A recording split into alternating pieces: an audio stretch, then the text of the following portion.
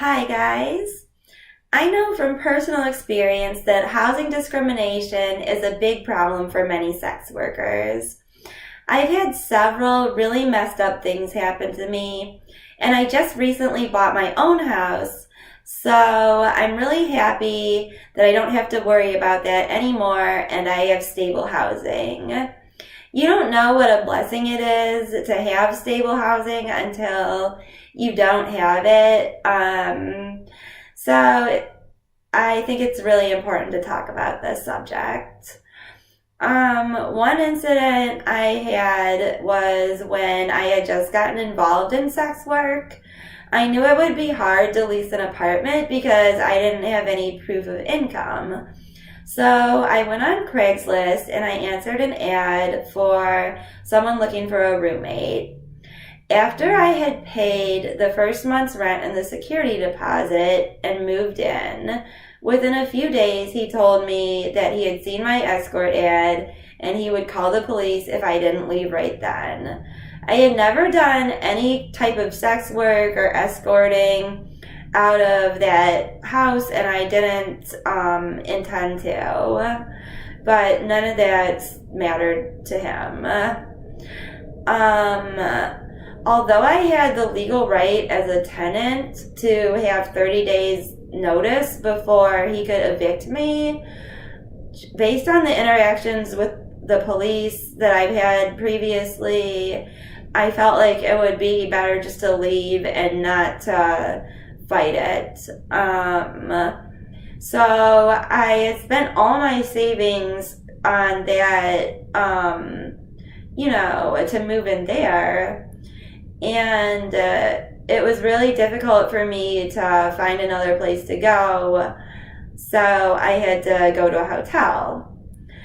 So I was at hotels for a while until I could get back on my feet. Some of the hotels treated me very kindly, but I had several bad experiences. One particular hotel actually charged me an extra $100 per week.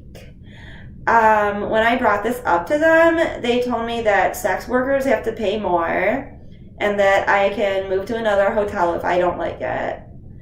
So I moved to another hotel, and this is another incident that I had happen.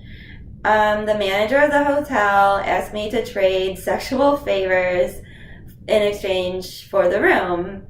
And I told him I would rather just pay cash. And the next week, when I went down to the front desk to pay for another week, he asked me to leave the hotel. So he kicked me out because I wasn't willing to have sex with him for my room there. I was finally able to rent a house from people who were okay with what I did for a living, but the rent was almost double what it would normally be for a house in that neighborhood. And they also never repaired anything that broke and always asked me to pay for the repairs myself. Although the rent was high, since I had a stable place to live and didn't have to pack up and move every few months anymore, I was able to save up enough money fairly quickly to buy my own house, and that's where I live now.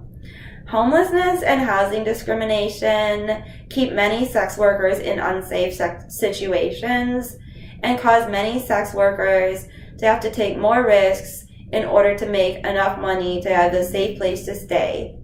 Except if sex work was seen as a legitimate job, we would be able to rent just like anyone else, and we would have legal recourse against this kind of discrimination. Thanks for watching.